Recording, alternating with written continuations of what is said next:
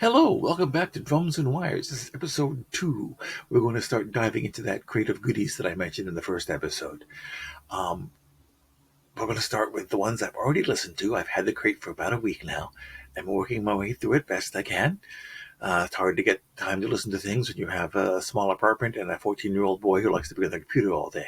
But we're doing what we can here. So first off, I've been looking for this for a while. This is the New Order Ceremony. This is the original 12-inch. Which is basically the Joy Division recording with Bernard on vocals. I did have the reissue version, which is the most common version here. This has got Jillian on guitar. They re-recorded this version with Jillian on guitar in this one. And that's the only version that's been compiled. So any compilation of New Order has this version on it. So I've been trying to find the original one for a long time. So it's finally nice to get that. For your Torontonians, this is the Government. They were a Torontonian punk / post-punk band. This is a release from 1981. I guess an EP, but I didn't have it yet. I did pick up their album as well, but it turns out I already had that, so I'm not going to show that one here because now I have 2 copies of it. Going into the Psych vein here, this is often been recorded as one of the last great Psych albums. Recorded in 1972, this is Aphrodite's Child and their classic 2-album set, 666. This is the brainchild of Vangelis and Demi Soussos.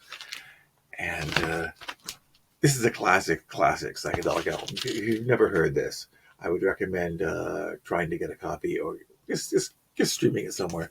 It is a classic, and I really enjoyed listening to it on vinyl over the weekend. It's a very obscure album here by a band called The Travel Agency from 1968, I do believe. It wasn't a Psych monster. I was expecting it to be Psych. It was not, but it's a really solid rock album with some Lonely Seabird was a great track on here. Sorry You Were Born. If you find a copy of this album, I don't think it's too expensive. Go ahead and pick it up. It is a very solid record.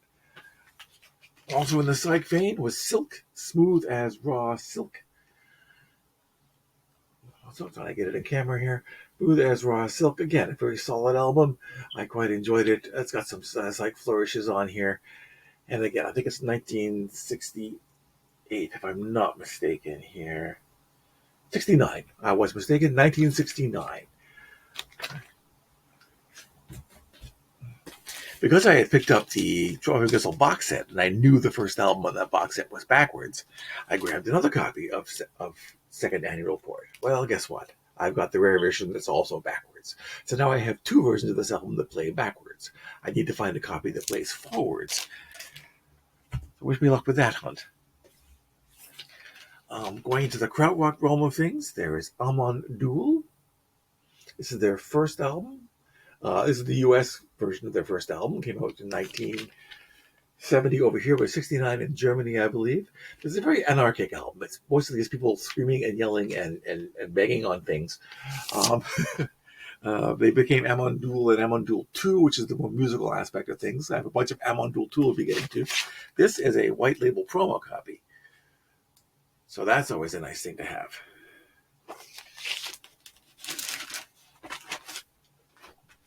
More in the Psych vein here, we have The Hobbits. This is a light psych, a pop psych sort of thing. Down to Middle Earth, it's called. Again, from the late 60s. It was quite enjoyable. It wasn't quite as psyche as I would have liked, but like I said, it's a pop psych album, and I really enjoyed it. Okay, that's our first delve into the crate. We'll look at some more stuff later on. Thank you very much. See you next time.